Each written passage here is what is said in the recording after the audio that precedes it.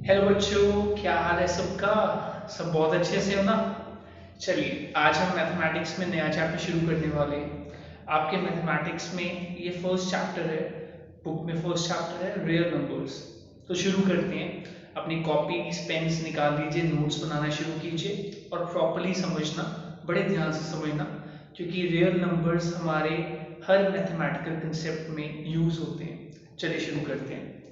Real numbers क्या होते हैं? रियल नंबर्स तो बहुत सिंपल सी बात है। रियल नंबर्स का मतलब होता है it is the collection of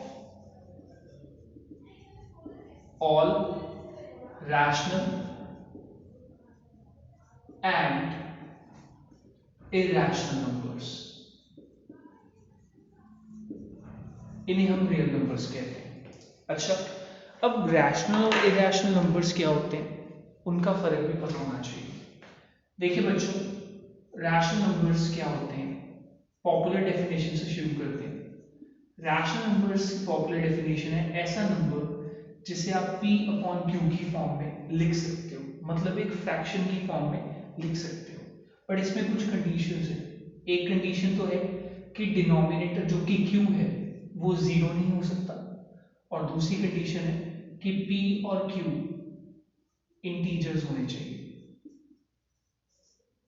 अगर कोई नंबर इन सभी कंडीशंस को सेटिस्फाई करता है तो वो एक रैशनल नंबर है। फिर से एक बार, एक रैशनल नंबर को मैं एक फ्रैक्शन की फॉर्म में लिख सकता हूँ p upon Q. Denominator q zero नहीं होना चाहिए, न्यूमरेटर जीरो हो सकता है, और दोनों नंबर्स p एंड q ये इंटीजर्स होने चाहिए। अगर ऐसा नंबर है तो वो एक रैशनल नंबर होता है। चलो ठीक है, बिल्कुल मान लेते हैं। बट इससे बेटर भी एक रैशनल नंबर्स की डेफिनेशन हो सकती है। रैशनल नंबर वो नंबर होता है जिनकी rational numbers have one of the following decimal expansion. Rational numbers की डेसिमल एक्सपेंशन दो तरीके की हो सकती है। या तो वो हो सकती है टर्मिनेटिंग डेसिमल एक्सपेंशन, और मैं आपको ये भी बताऊंगा कि कैसे एक रैशनल नंबर को देखते ही हम बता सकते हैं कि क्या ये टर्मिनेट करेगा या टर्मिनेट नहीं करेगा। टर्मिनेटिंग डेसिमल एक्सपेंशन का मतलब कि उस नंबर को p को q से डिवाइड करने पे, जब आप p को q से डिवाइड करते हो तो रिमाइंडर जीरो आ जाता है। ऐसी डेसिमल एक्सपेंशन को टर्मिनेटिंग कहते हैं, चाहे डेसिमल के कितनी मर्जी प्लेसेस के बाद जाके आए, बट अगर रिमाइंडर जीरो आ रहा है, अगर आपकी डिवीजन एक जगह जाके रुक रही है, खत्म हो रही है, तो वो वाली डेसिमल एक्सपेंशन टर्मिनेटिंग कहलाएगी, और वो नंबर डेफिनेटली एक रैशनल नंबर होगा। दूसरी इसकी डेसिमल एक्सपेंशन होती है कि वो टर्मिनेट ना करे, मतलब रिमाइंडर कभी भी जीरो ना आए, बट वो टर्मिनेट ना करे तो ठीक है, और वो रिपीट करनी चाहिए। रिपीट करने का मतलब होता है कि डेसिमल के बाद कोई एक नंबर या दो नंबर, मतलब एक ग्रुप ऑफ नंबर्स बार बार एक पैटर्न बना के रिपीट हो। एग्जांपल देता हूँ। पहले टर्म में इसमें रिमाइंडर कभी जीरो भी नहीं आएगा, रिमाइंडर कभी जीरो नहीं आता।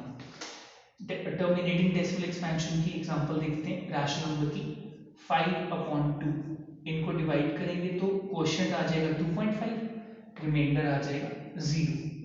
बट अगर मैं नॉन टर्मिनेटिंग रिपीटिंग की बात करूं तो ये 5/3 देखिए, इनको देख के क्वोशिएंट कितना आता है 1.6666 एंड सो ऑन।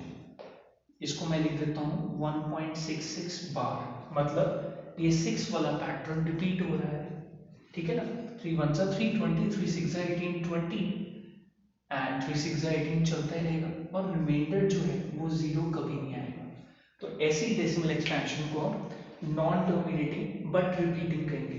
कई बार हम रिपीटिंग शब्द की जगह रेकरिंग शब्द भी यूज कर लेते हैं, तो एक ही बात है, मतलब जो बार बार हो रहा है। ठीक है, अब दूसरी तरफ देखिए इरैशनल नंबर्स कैसे होते हैं। तो कॉमनली हम यही बोलते हैं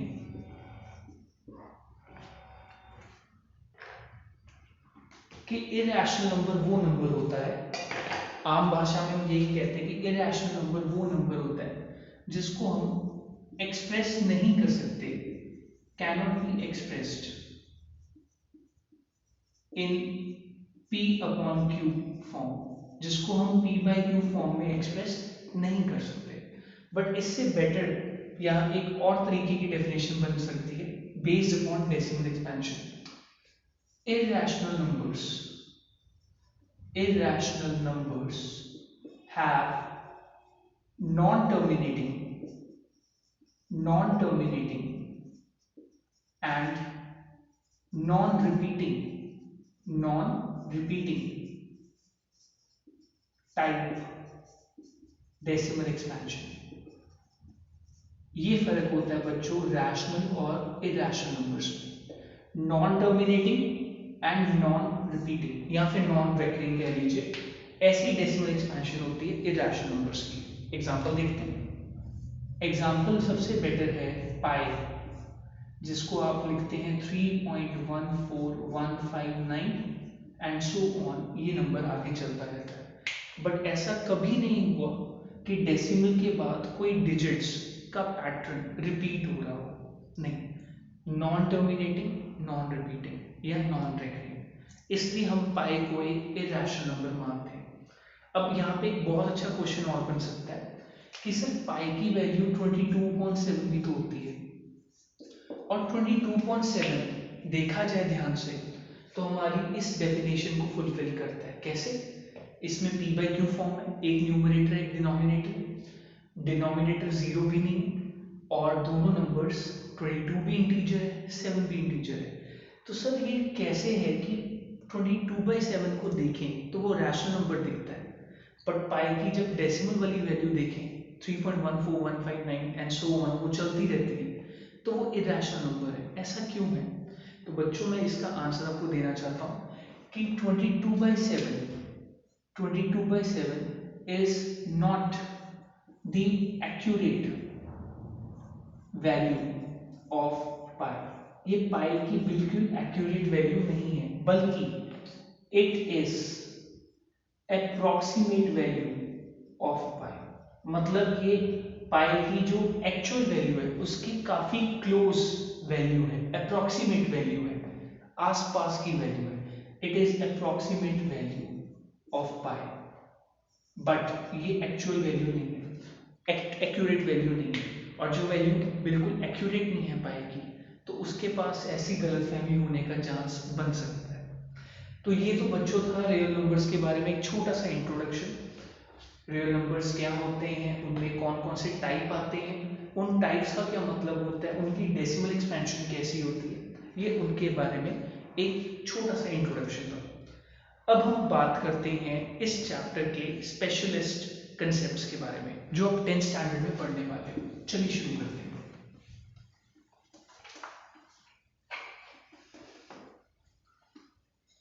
ओके, चलिए स्टार्ट करते हैं। तो बेटा बेसिकली इस चैप्टर में हम रियल नंबर्स के ऊपर दो तरह के ऑपरेशंस करेंगे, या दो तरह के ऑपरेशंस बेसिक है। एक ऑपरेशन है मल्टीप्लिकेशन के कंसेप्ट पे बेस्ड, और दूसरा ऑपरेशन है डिवीजन के कंसेप्ट पे बेस्ड। ठीक है, तो आइए समझते हैं। पहले डिवीजन का कंसेप्ट की बात करते हैं। आपने बच्चों छोटी क्लासेस में एक फॉर्मूला पढ़ा होगा। चलिए फॉर्मूला से पहले आपको कुछ बताता हूँ। देखिए मान लीजिए मैं कहता हूँ एक नंबर है 15 और उसको डिवाइड करना है 7 से, तो आप उनको डिवाइड कैसे करोगे? बहुत सिंपल, लॉन्ग डिवीजन करोगे। करते हैं। सो 15 हमारा डिविडेंड है, 7 हमारा डिवाइजर है, ऐसे ही होता है। 7 2s are 14, 15 minus 14, 1 is the remainder। तो हम लिख सकते हैं, याद है 15 को I can write dividend is equal to divisor 7 multiplied by quotient 2 plus remainder that is 1। BODMAS लगाइए, 7 2s are 14 प्लस 1 15। तो मैं 15 को इस फॉर्म में भी लिख सकता हूँ, बिल्कुल ठीक है। अच्छा, अब मैं बात करता हूँ क्या मैं 15 को ये है 7 के प्रोडक्ट की फॉर्म है, ठीक है। 15 को जब 7 से डिवाइड किया तो ये फॉर्म बनती है। अगर मैं 15 को 6 से डिवाइड करूँ तो कैसी फॉर्म बनेगी? तो आप कहोगे सर 6 इंटू टू, 6 टू ज़ार 12 plus 3, 12 plus 2 is, sorry 12 plus 3 is 15। तो मैं 15 को ऐसे भी लिख सकता हूँ, ठीक है। अच्छा, अगर मैं 15 को डिवाइड करूँ 4 के साथ, चलो पहले 5 के साथ कर लेते हैं, तो आप कहोगे सर 5 इंटू 3 प्लस 0, ऐसे भी 15 को लिखा जा सकता है। अगर मैं 15 को लिखना चाहूँ 4 के हिसाब से, तो आप कहोगे सर 4 3 ज़ार 12 प्लस 3, बिल्कुल ठीक, ये भी 15 का मतलब होता है। अगर मैं लिखना चाहूँ 2 से डिवाइड करके, तो आप कहेंगे सर 2 3 रहेंगे, 3 से कर लेते हैं पहले, 3 इंटू 5, 3 5 ज़ार 15 प्लस 0। अगर मैं 15 को लिखना चाहूँ 2 के हिसाब से, 2 इंटू 7 14 प्लस 1। और अगर मैं 15 को लिखना चाहूँ 1 के हिसाब से, सो 1 इंटू 15 प्लस 0। सो मैं 15 को कितनी सारी फॉर्म्स में एक्सप्रेस कर सकता हूँ, और भी फॉर्म्स में एक्सप्रेस कर सकता हूँ। 8 से डिवाइड करके, 9 से डिवाइड करके, 10 से डिवाइड करके, 11 से, 12 से, 13 से, 14 से, और 15 से खुद भी। 15 से बड़े नंबर से भी डिवाइड नहीं करा, उस डेसिमल में नहीं जाना, हमने डेसिमल से बड़े इंटीजर्स में रहना है। तो मैं इस तरह से 15 को लिख सकता हूँ। तो बेसिकली मैंने कौन सा कंसेप्ट यूज किया? मैंने डिवीजन का कंसेप्ट यूज किया और साथ में ये फॉर्मूला यूज किया जो हम छोटी क्लासेस से पढ़ते आ रहे हैं। Dividend is equal to divisor into quotient plus remainder, बिल्कुल ठीक। तो बेटा एक इस चैप्टर में हम इस कंसेप्ट को दोबारा पढ़ेंगे एक नए नाम से। वो नाम क्या है बताएं आपको? वो नाम है यूक्लिड्स डिवीजन लेमा। ये वो नाम है जिसका मतलब यही फॉर्मूला है जो आप छोटी क्लासेस में पढ़ते रहे, यूक्लिड्स डिवीजन लेमा। ये क्या कहता है, एक क्या मतलब है यूक्लिड डिवीजन लेमा का, आइए देखते हैं। तो बच्चे यूक्लिड तो एक मैथमेटिशियन का नाम है, it is name of a mathematician, बहुत फेमस मैथमेटिशियन। डिवीजन क्योंकि इसमें हम दो नंबर्स को डिवाइड करते हैं इसलिए इसको डिवीजन कहा जाता है। लेमा शब्द है आपके लिए, लेमा का क्या मतलब होता है मैं बताता हूँ। मैथ्स में हम लेमा को एक ऐसा प्रूवन स्टेटमेंट मानते हैं, मतलब एक ऐसी चीज जो ऑलरेडी प्रूव्ड है, ठीक है, proven statement which is used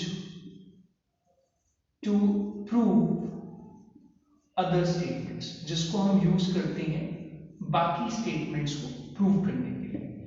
ऐसी स्टेटमेंट जो ऑलरेडी प्रूव्ड हो और जिसका इस्तेमाल करें और स्टेटमेंट्स को प्रूव करने के लिए, ऐसी स्टेटमेंट को हम लेमा कहते हैं। तो यूक्लिड्स डिवीजन लेमा बेसिकली वही पुराना, मैं क्या बोलूं, सदियों पुराना फॉर्मूला है जो हम अपनी छोटी क्लासेस से बोलते रहे।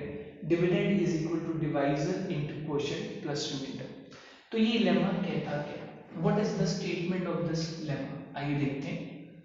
Euclid's division lemma, Euclid's division lemma states that, ये लेमा क्या कहता है, आइए देखते हैं, इनकी बात सुनते हैं। It states that let a b any real number divided by b and q is quotient, r is remainder, ठीक है। Basically a b q r सब इंटीजर्स हैं। Then a can be represented as, ध्यान दीजिए बच्चे, let a b any real number divided by b q r, ये quotient remainder है, remainder is less than a, ये इंपॉर्टेंट है। जो रिमाइंडर आएगा वो ए से मतलब डिविडेंड से छोटा, then a can be represented as a is equal to b into q plus r, where r is less than the a जो कि डिविडेंड है, और आर की वैल्यू जीरो हो सकती है या जीरो से बड़ी होगी। जरा देखिए ध्यान से, a is equal to B Q plus r, a is equal to B Q plus r. क्या ये बच्चे आपको कंपेयर करके इसी स्टेटमेंट से मिलता जुलता नहीं लगता?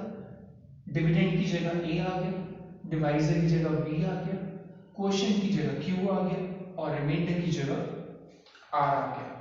और कंडीशन क्या है कि रिमाइंडर की वैल्यू जीरो हो सकती है, जीरो से ग्रेटर हो सकती है, बट डिविडेंड से हमेशा स्मॉलर होगी, हमेशा कम होगी।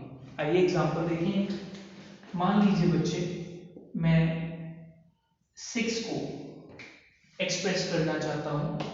मान लीजिए 6 है मेरा a और b है ये 4 से डिवाइड करो तो मैं लिखूंगा 6 इज इक्वल टू 4 इंटू 1, 4 1 जा 4 प्लस 2। तो आप यहाँ पे देखिए ये जो 2 रिमाइंडर है ये a से छोटा है आपका, ठीक है।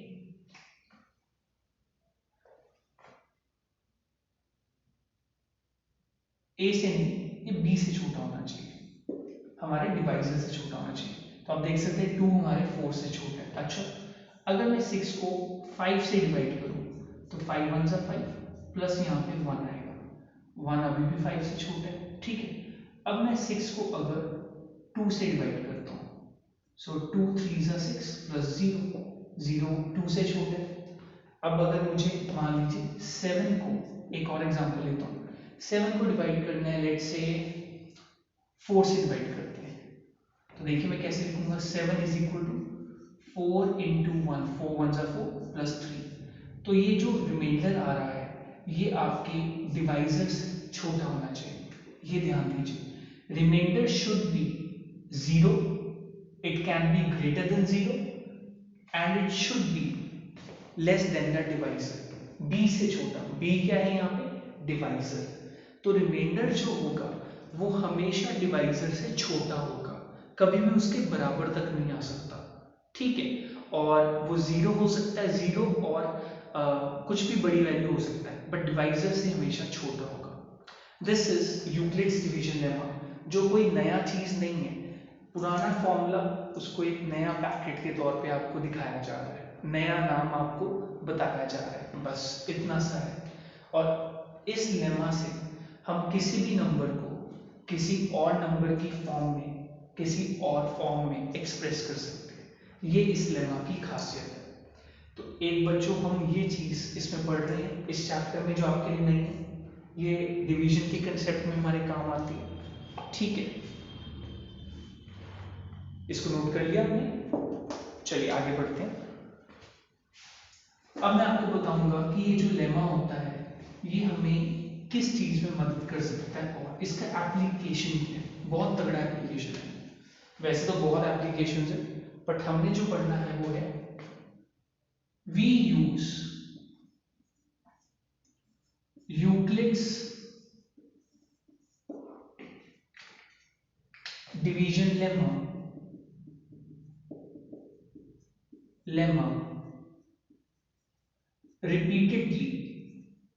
repeatedly to find HCF of two numbers। कोई दो नंबर्स का HCF निकालने के लिए हम यूक्लिड डिवीजन लेमा को बार बार इस्तेमाल करते हैं और उससे हम HCF निकाल सकते हैं कोई भी दो नंबर्स का। अभी मैं निकाल के बताऊंगा, बट उससे पहले ये जो मैंने शब्द यूज किए ना, रिपीटेडली, जब आप यूक्लिड डिवीजन लेमा को बार बार यूज करते हैं तो वो बन जाता है यूक्लिड्स डिवीजन एल्गोरिथम, वो बन जाता है यूक्लिड्स डिवीजन एल्गोरिथम। अब ये एल्गोरिथम शब्द एक नया आपके लिए, इसका क्या मतलब होता है बच्चों? एल्गोरिथम का मतलब होता है it is a series of steps that are followed, series of steps that are followed to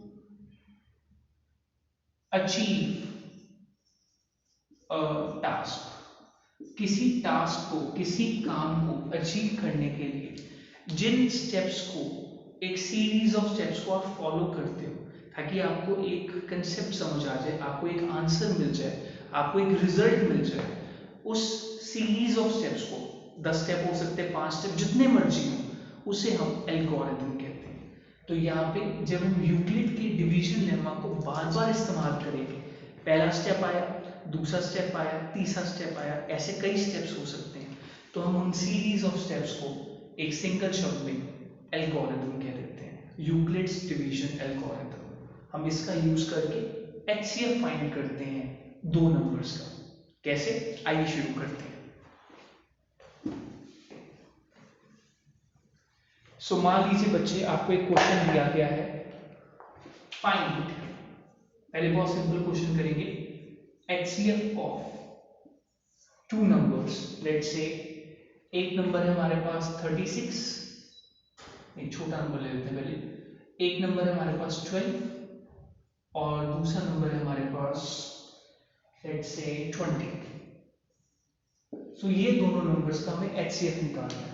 अब HCF का मतलब क्या होता है, हाईएस्ट कॉमन फैक्टर। HCF का मतलब होता है हाईएस्ट कॉमन फैक्टर, सही है। मतलब HCF एक ऐसा नंबर होता है, एक ऐसा फैक्टर होता है जो इन दोनों नंबर्स का फैक्टर है और वो इन दोनों नंबर्स का सबसे बड़ा कॉमन फैक्टर होता है। चलिए, तो हम इनका HCF निकालते हैं। पहले हम ट्रेडिशनल मेथड से इनका HCF निकाल के साइड पे लिख देते हैं और फिर हम देखते हैं कि हमारा एल्गोरिथम कैसे काम करता है। तो ट्रेडिशनल मेथड के लिए मैं HCF फाइंड करूंगा, प्राइम फैक्टराइजेशन से कर सकता हूं मैं। बहुत कम बच्चों को ये पता होता है कि प्राइम फैक्टराइजेशन से हम HCF भी फाइंड कर सकते हैं। आइए दिखाते हैं कैसे।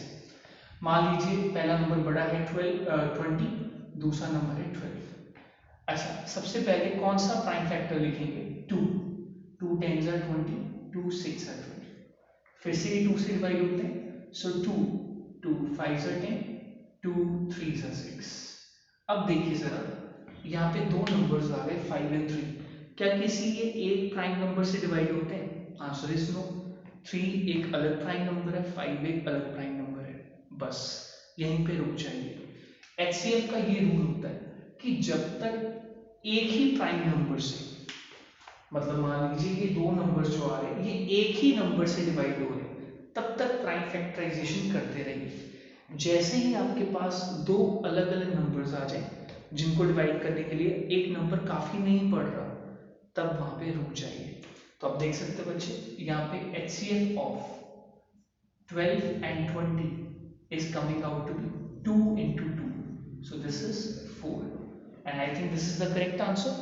HCF of 20 and 12 is 4, 4 3s are 12 and 4 5s are 20, so that is correct. But this is our traditional method.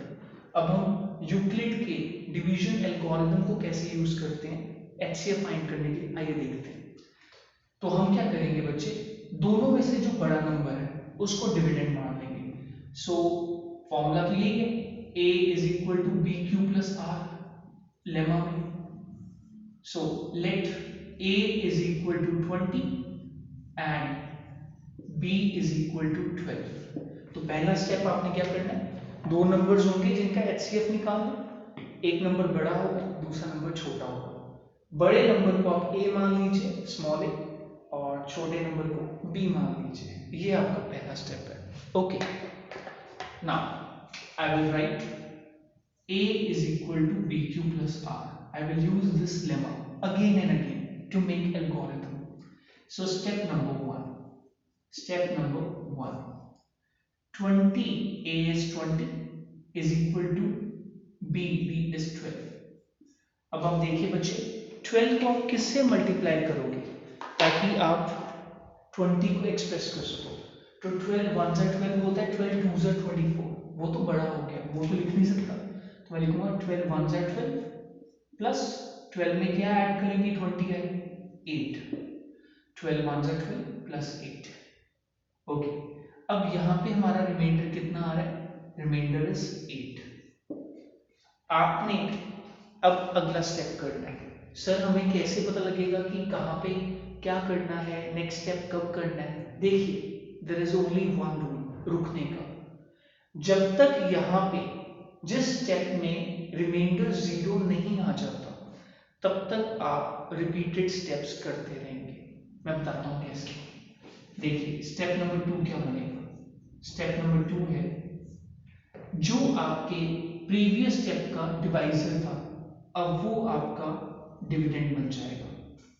ये देखिए, जो आपके प्रीवियस स्टेप का डिवाइजर था वो आपका डिविडेंड बन जाएगा, और जो प्रीवियस स्टेप का रिमाइंडर था वो आपका डिवाइजर बन जाएगा। ये देखिए बच्चे, ये रूल जो है ये हम पहले भी करते रहे हैं। आइए मैं दिखाता हूँ। लॉन्ग डिवीजन तो सबको आती होगी। आपने 20 को 12 से डिवाइड करना था लॉन्ग डिवीजन से, तो आप कैसे करते थे? 12 1 से 12, यहाँ पे 8 रिमाइंडर था, सही? तो यहाँ पे 8 रिमाइंडर होता था, तो आप क्या करते थे? एचसीएफ निकालना चाहते हैं, आप एक और बॉक्स बनाते थे, 12 को यहाँ लिख देते थे। मतलब जो लास्ट स्टेप में डिवाइजर है वही नए स्टेप में डिविडेंड है, और जो लास्ट स्टेप का रिमाइंडर है वही नए स्टेप में डिवाइजर है। तो यही तो मैंने भी किया। ये हमारे लास्ट स्टेप का डिवाइजर था, ये अब हमारा डिविडेंड बन चुका है, और ये हमारे लास्ट स्टेप का रिमाइंडर था, ये अब हमारा डिवाइजर बन चुका है। सो 8 1 जा 8 प्लस 4, अभी भी रिमाइंडर हमारा 0 नहीं आया। अब हम स्टेप 3 करेंगे। स्टेप 3 में हमारा जो 8 हमारा डिवाइजर था पहले, अब वो हमारा डिविडेंड बन जाएगा 8, एंड 4 हमारे लिए डिवाइजर। अब 4 की टेबल में तो 8 आता है, 4 2 जा 8 प्लस 0, दैट मीन्स स्टेप 3 में हमारे पास रिमाइंडर 0 आ गया है। बस you will stop over here, यहीं पे रुक जाइए। जिस स्टेप में रिमाइंडर 0 आ जाए, उस स्टेप में डिवाइजर जो है उसको नोट कर लीजिए। So divisor is, final divisor is 4। बेटा यही आपके दोनों नंबर्स का एचसीएफ बनेगा। समझ लगा? दोबारा देखिए, सबसे पहले आपको दो नंबर्स का एचसीएफ निकालना था। हमने दोनों में से जो बड़ा नंबर है उसको ए मान लिया और छोटे नंबर को बी मान लिया। अब यूक्लिड का डिवीजन लेमा कहता है a is equal to b into q plus r. Okay, तो स्टेप 1 में 20 इज इक्वल टू 12 1 जा 12 प्लस 8, रिमाइंडर 8 है, मुझे रिमाइंडर 0 जाना है, रिमाइंडर 0 चाहिए, तो मैं नेक्स्ट स्टेप में क्या करूंगा? पिछले स्टेप का डिवाइजर नए स्टेप का डिविडेंड बन जाएगा, एंड पिछले स्टेप का रिमाइंडर नए स्टेप का डिवाइजर बन जाएगा। जैसे हम लॉन्ग डिवीजन में करते हैं, कुछ वैसे ही हम इसे लीनियर फैशन में लिख रहे हैं। लॉन्ग डिवीजन ऊपर से नीचे को होता है, ये मैं लाइन वाइज लाइन लिख रहा हूँ। सो 12 इज इक्वल टू 8 1 जा 8 प्लस 4, अभी भी रिमाइंडर 4 है, मुझे 0 चाहिए, तो मैं नेक्स्ट स्टेप फिर करूंगा। अब मैं 8 को डिविडेंड बनाऊंगा, 4 को डिवाइजर, 4 2 जा 8 होता है प्लस 0, अब रिमाइंडर 0 आ गया। जिस स्टेप में रिमाइंडर 0 आ जाए बस आपने वहीं पे रुक जाना है, स्टॉप हो जाना है। जिस स्टेप में आपका रिमाइंडर 0 आता है उसमें जो डिवाइजर है वही बच्चे आपके नंबर्स का एचसीएफ होता है। इस तरीके से हम इजीली कोई दो नंबर्स का एचसीएफ कैलकुलेट कर सकते हैं। आइए एक सम और करके देखते हैं।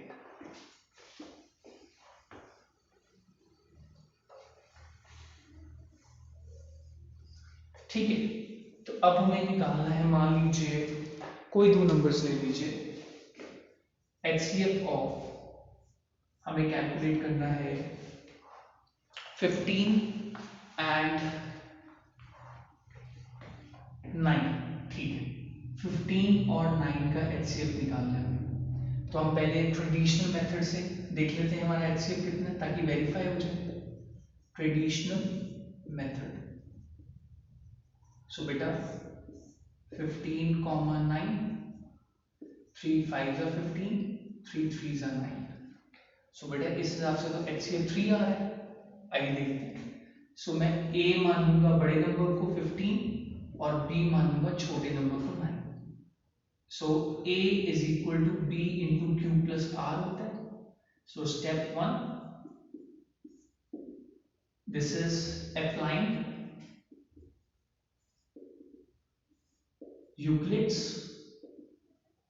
डिवीजन एल्गोरिथम, क्योंकि हम स्टेप बाय स्टेप चल रहे हैं तो एल्गोरिथम। ठीक है जी। स्टेप नंबर 1, स्टेप नंबर 1, सो ये बन जाएगा 15 इज इक्वल टू 9 1 जा 9 प्लस 6। स्टेप नंबर 2, इसमें रिमाइंडर 6 है तो मुझे दोबारा स्टेप करना पड़ेगा, मुझे रिमाइंडर 0 चाहिए। 9 हमारा नया डिविडेंड, 6 हमारा नया डिवाइजर, 6 1 जा 6 प्लस 3, इसमें रिमाइंडर हमारा 3 है। स्टेप नंबर 3, 6 हमारा नया डिविडेंड, 3 हमारा नया डिवाइजर, 3 2 जा 6 प्लस 0, रिमाइंडर हमारा 0 आ गया। हमारा जो फाइनल डिवाइजर है वही हमारा HCF है। सो HCF of 15 and 9 is 3 and यही हमारे ट्रेडिशनल मेथड से भी आंसर आया था। सो इस तरीके से हम यूक्लिड के कंसेप्ट की मदद से दो नंबर्स का HCF फाइंड करते हैं, यूक्लिड डिवीजन लेमा को बार बार इस्तेमाल करके। और इस सीरीज ऑफ स्टेप्स को हम क्या कहते हैं? Euclid's division algorithm. I hope बच्चों कि आपको ये कंसेप्ट, ये लेक्चर पसंद आया होगा, आपको हेल्पफुल लगा होगा। हम नेक्स्ट लेक्चर में और भी कंसेप्ट्स करेंगे। Till then bye.